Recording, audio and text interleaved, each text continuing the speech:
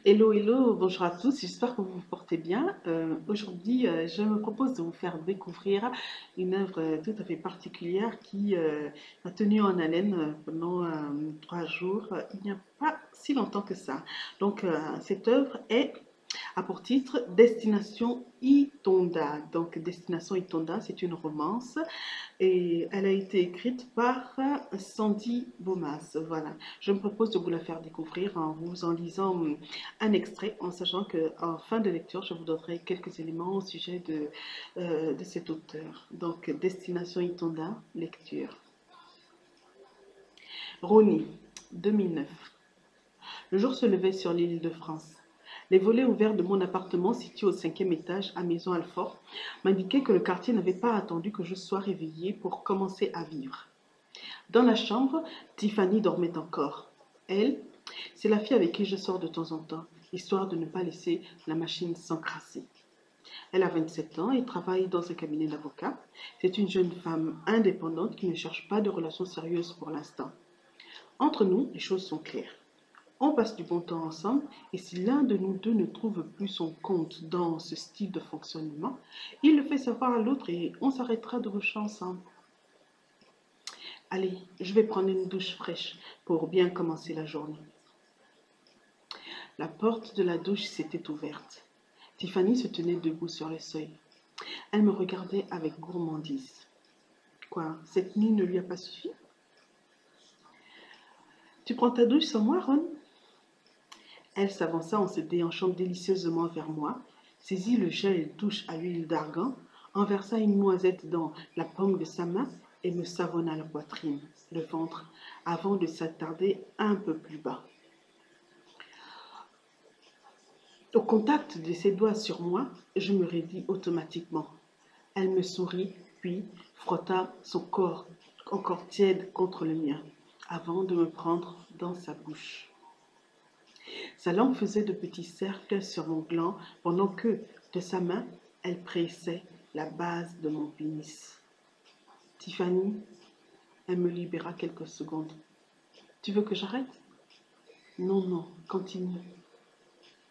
Elle me pompait de plus en plus fort. Je me libérais de sa bouche, la plaqua contre le carrelage mouillé, écartait ses jambes et l'invitait à m'accueillir en elle.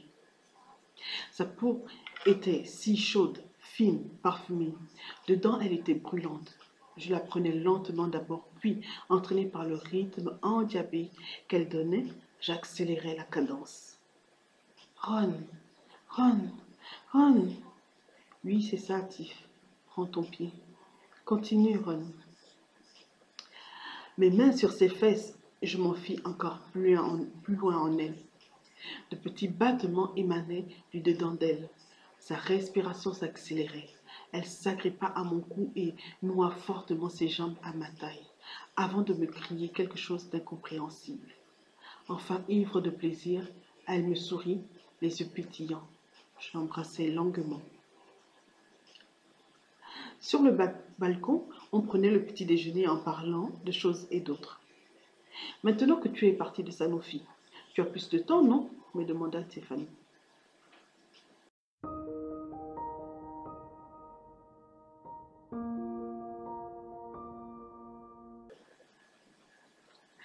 Nous sommes toujours à la découverte du roman Destination Itonda. Donc, je me propose de vous en lire un second extrait. Rony. Après avoir accompagné Nounours à la gare, je suis rentrée chez moi. Mon appartement ressemblait à la ville d'un pays en guerre, dévasté par des bombes. Franchement, je n'aurais pas pensé que Tiffany réagirait aussi violemment. Je croyais que tout était clair entre nous. On avait pourtant établi les règles du jeu, elle et moi, dès le départ. Ce n'est pas comme si je lui avais promis monts et merveilles. Elle était d'accord pour passer du temps ensemble et se faire plaisir de temps en temps, entre adultes consentants. À quel moment ai-je perdu le contrôle de la situation? Quand est-elle tombée amoureuse de moi sans que je ne m'en rende compte? Est-ce moi qui lui ai donné un espoir quelconque?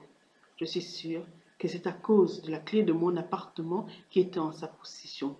Elle avait déjà pris l'habitude de passer relever mon courrier lorsque j'étais en voyage. Ça aurait dû me mettre la puce à l'oreille.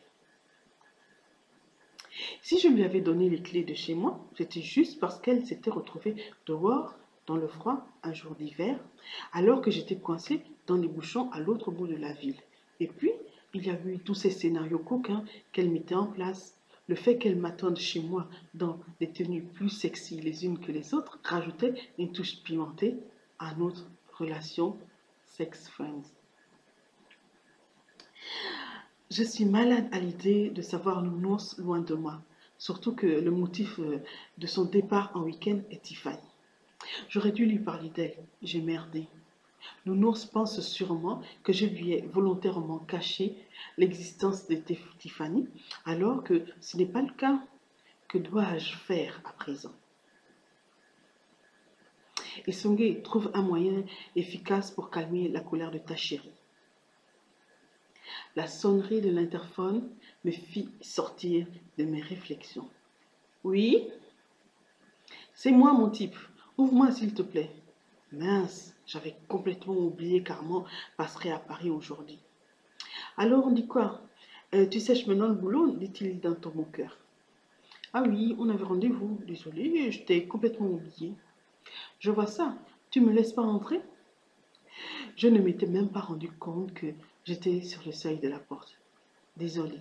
Je m'écartais de l'entrée pour laisser passer Arnaud. Quoi? J'arrive à un moment où il ne fallait pas? Non, non, vas-y, tu peux rentrer. Mais qu'est-ce qui s'est passé chez toi? Me demande-t-il en prenant un air paniqué. Ne me dis pas que Presca et toi, vous vous êtes battus? Non, tu sais bien que je ne lèverai jamais la main sur une femme.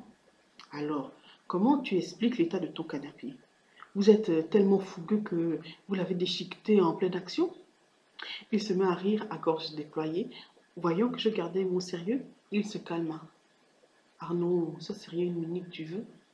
Je me dirigeai vers le bar et me servis un verre de whisky. Désolé, mec. Visiblement mal à l'aise, Arnaud vint me rejoindre au bar. Je faisais tournoyer le whisky en gardant les yeux rivés sur mon verre, comme si la solution à ma situation se trouvait dans la boisson dorée.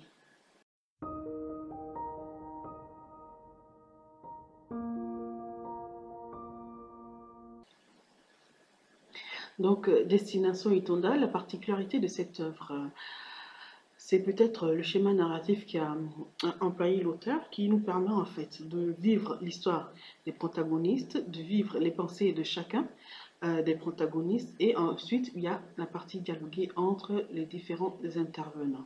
Voilà, donc il s'agit d'une romance qui met en présence un couple formé par Priska et Ronnie. Cette histoire est très sensuelle, hein, très sensuelle et la relation entre nos deux protagonistes est vraiment très très chaude et très passionnelle. Voilà. Euh, Qu'est-ce que je pourrais dire d'autre, à part vous conseiller de lire l'œuvre, car je dois dire que c'est plutôt une réussite en fait. Pour une première œuvre, je trouve que il y a tous les ingrédients qu'il faut en fait pour passer un très bon moment. Il y a de l'action, il y a beaucoup de sentiments, beaucoup de scènes, comment dire, assez chaudes, très très chaudes. Et elle a cette particularité, Sandy Bomas a cette particularité de savoir faire parler ses protagonistes, parler ses héros. Et ils sont capables de dire, en fait, de dire tout ce qu'ils ressentent, tout ce qu'ils ressentent, tout ce qu'il y a de plus, même de plus, qui pourrait paraître incommodant pour certains. Ils sont capables de le dire et de déclarer, en fait, leurs flammes, leurs sentiments, leurs émotions. Et c'est plutôt saisissant. Hein, voilà. Donc,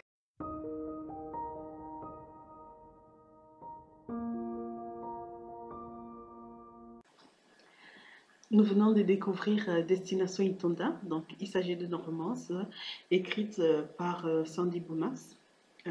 L'auteur a fait ses armes en fait sur les réseaux sociaux, sur la plateforme Mouswada et sur Facebook, en publiant régulièrement en fait deux ou trois romans, je crois, sous forme de feuilleton. Donc, il était possible au lecteur de la suivre au quotidien, chapitre après chapitre. Destination Itonda et sa première œuvre publiée sous forme électronique et sous format papier sur Amazon. Laissez-moi vous lire le résumé de cette œuvre. Voilà. La faillite de la compagnie aérienne où elle travaillait a plongé Priska et sa fille dans un gouffre financier.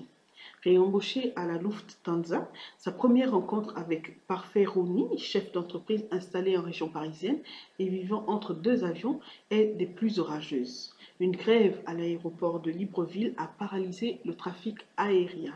Aucun avion ne décolle. Malgré sa bonne volonté, il est impossible pour Priska de réaliser le miracle de faire voyager ce client irascible qui s'en prend à elle parce qu'il risque de rater une grosse affaire à Paris. De la dispute tumultueuse naîtra, quelques semaines plus tard, une idylle qui emmènera les deux jeunes gens, malgré la distance qui les sépare, à échafauder les projets les plus fous pour l'avenir. Voilà. C'est une œuvre que vous pourrez vous procurer sur Amazon. Je vous en souhaite une très belle lecture et je vous dis à la prochaine. Bye bye.